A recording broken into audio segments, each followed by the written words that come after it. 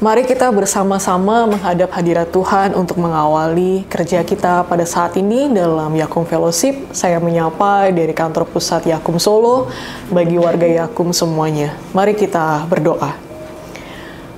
Puji dan syukur Tuhan untuk karunia dan anugerah yang Tuhan berikan bagi kami, untuk setiap hari baru, untuk setiap pekerjaan yang masih boleh kami kerjakan hari ini.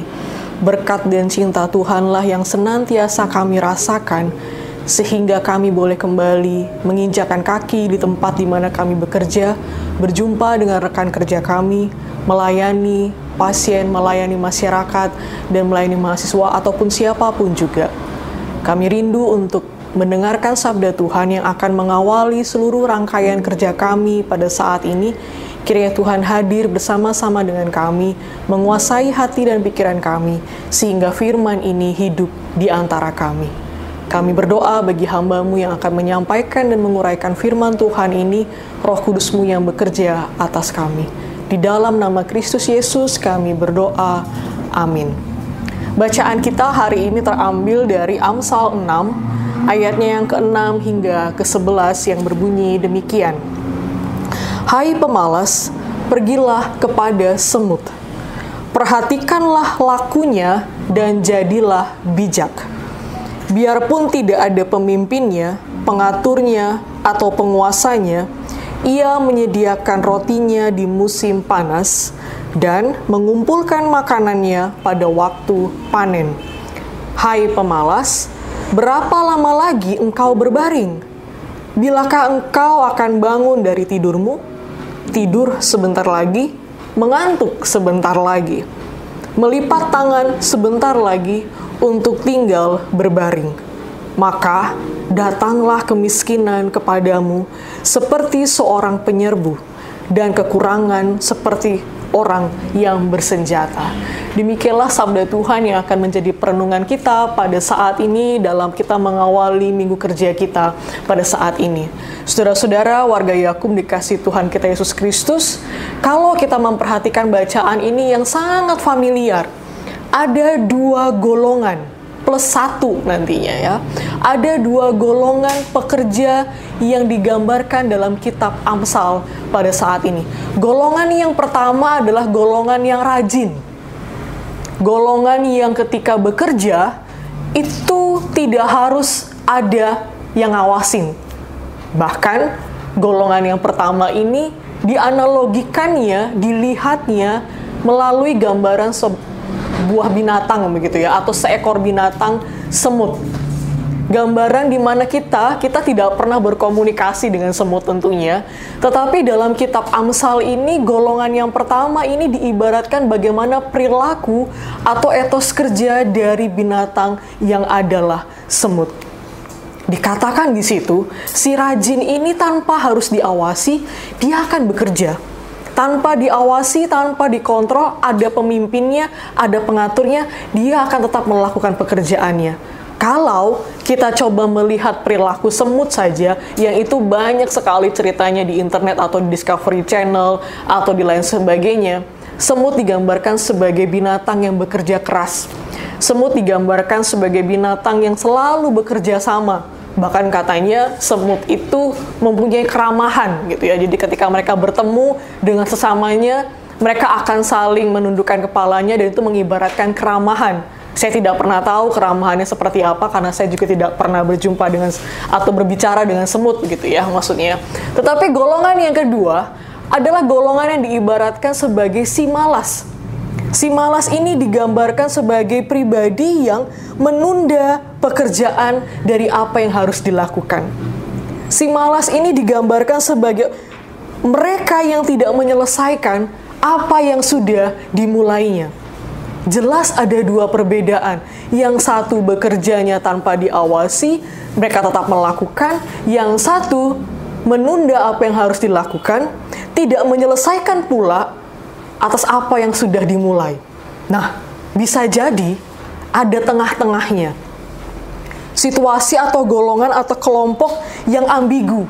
Pekerja yang tidak jelas. Pekerja yang kalau diawasi juga nggak selesai. Pekerja yang tidak diawasi mungkin makin tidak selesai. Atau mereka yang menunda pekerjaannya karena memang dengan sengaja, atau justru malah memang tidak akan menyelesaikannya karena disengaja. Tidak jelas dalam situasinya. Jadi ada golongan si rajin, golongan malas, dan golongan pekerja yang ambigu. Saya tidak tahu di manakah posisi kita saat ini. Tentu berharap kita semua berada posisi si rajin. Tidak ada yang ambigu, apalagi berada dalam kategori si malas. Kalau kita melihat kenapa semut dijadikan salah satu ilustrasi dan salah satu perintah di dalam kitab Amsal yang menjadi konon, menjadi suatu statement pernyataan di mana Amsal ini adalah kumpulan dari hikmat kebijakan begitu ya. Dan dalam ayat yang kita baca pada poin pasal 6, ayat yang ke-6 ini dikatakan dengan jelas, jadilah bijak. Maka mungkin kita akan bertanya-tanya, bijak itu apa? Dalam KBBI, bijak itu menggambarkan bagaimana kita menggunakan akal budi. Sehingga kalau tema hari kita pada saat ini adalah bijak dalam bekerja, maka tentu akal budi kita lah yang kita pakai di dalam bekerja. Lalu itu semakin jelas mengibaratkan kenapa kita diminta untuk melihat perilaku semut. Salah satu hal yang membedakan manusia dengan ciptaan Tuhan yang lainnya adalah akal budi. Jelas di situ. Dan kitab Amsal ini mencoba membangkitkan kembali bahwa setidaknya dasar dari hidup bijak adalah bagaimana kita menggunakan akal budi tersebut. Semut, kita tidak tahu dia punya akal budi, tetapi dia mempunyai etos kerja yang sungguh-sungguh, etos kerja yang tergolong sebagai seorang yang si rajin. Lalu manusia yang sudah tentu diberikan akal budi oleh Tuhan, yang dianugerahkan akal budi oleh Tuhan, setidaknya kita harusnya lebih baik daripada semut. Kita bukan menjadi golongan si malas yang menjadi bacaan dalam kitab Amsal pada saat ini.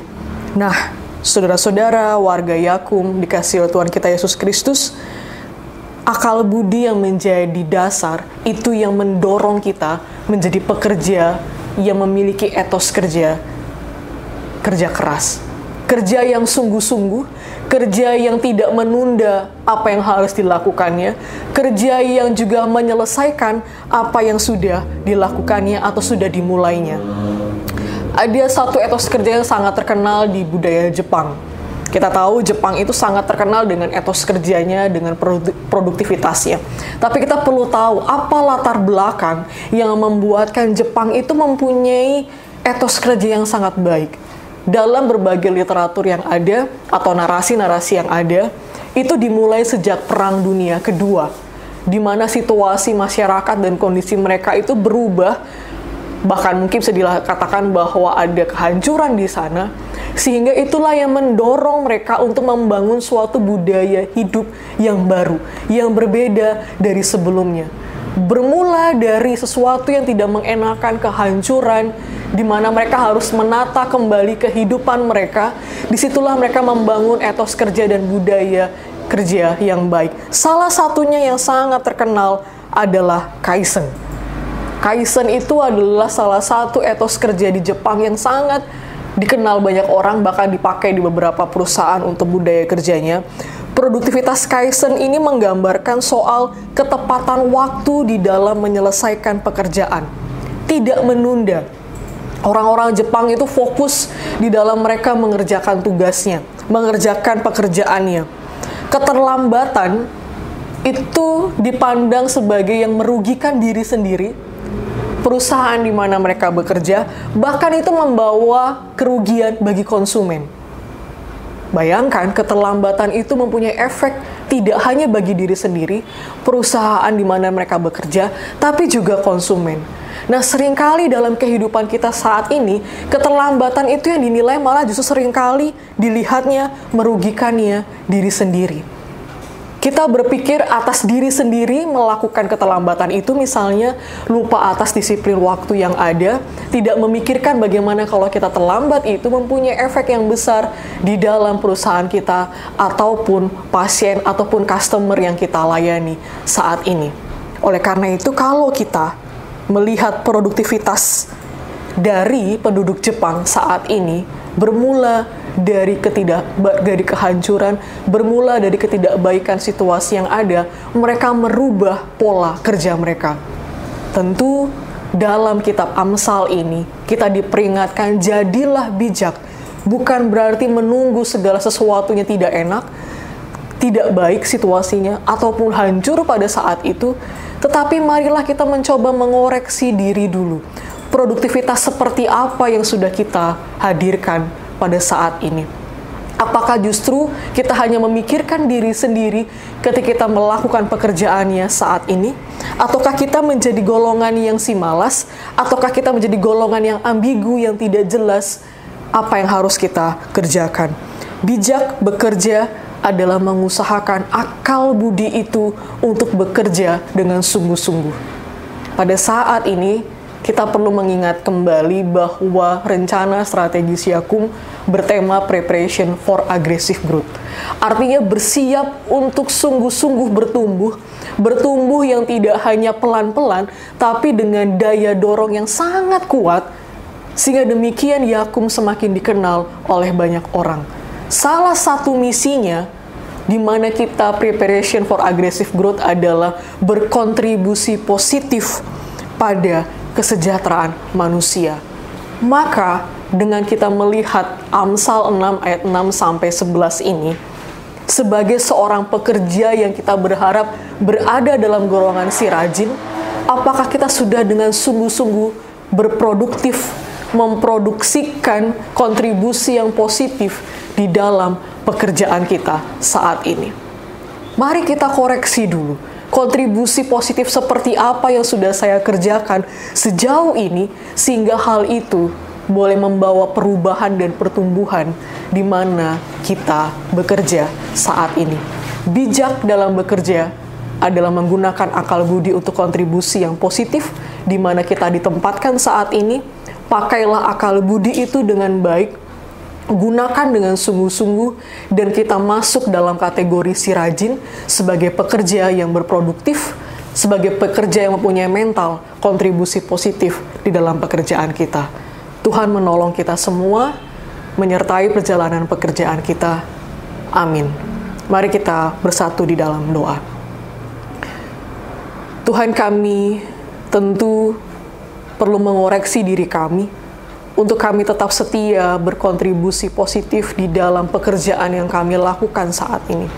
Untuk hidup, mencontoh perilaku apa yang sudah Tuhan ajarkan dalam Amsal 6 ayat yang ke-6. Jadilah bijak adalah bukan suatu hal yang mudah untuk kami di dalam kami mengerjakan tugas tanggung jawab kami di unit kami masing-masing. Oleh karena itu Tuhan, mendekati di penghujung tahun 2021 ini, kami perlu merefleksikan kembali sejauh mana produktivitas kerja yang sudah kami kerjakan. Apakah kami sudah bekerja dengan sungguh-sungguh atas akal budi yang sudah Tuhan berikan bagi kami?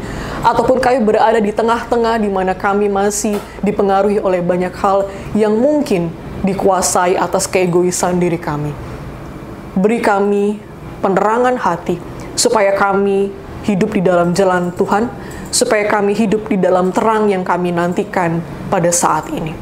Kami ingin berdoa Tuhan untuk seluruh unit Yakum, untuk seluruh rumah sakit Yakum, klinik Yakum, unit-unit kemasyarakatan dan kemanusiaan kami, unit-unit pendidikan kami. Tuhan yang senantiasa berjalan bersama-sama dengan kami, bersama-sama dengan unit-unit kami, sehingga segala produktivitas yang kami lakukan, kontribusi positif yang kami lakukan semuanya adalah untuk kemuliaan nama Tuhan. Kami berdoa untuk seluruh organ Yakum, pembina, pengawas, dan pengurus, di dalam tugas tanggung jawab yang mereka emban untuk mengambil kebijakan. Biarlah segala akal budi yang mereka miliki benar-benar menjadi kontribusi yang positif di dalam menyiapkan Yakum yang bertumbuh ke arah lebih baik. Kami berdoa untuk seluruh karyawan Yakum pada saat ini. Dengan segala problematika pergumulan yang ada, Tuhan yang senantiasa mendengar seruan doa mereka, Tuhan yang menjagai dan melindungi kami semua. Inilah doa dan permohonan kami Tuhan, yang kami naikkan di dalam Kristus Yesus, Juru Selamat kami yang hidup. Amin. Selamat berkontribusi positif dimanapun Tuhan tempatkan kita saat ini.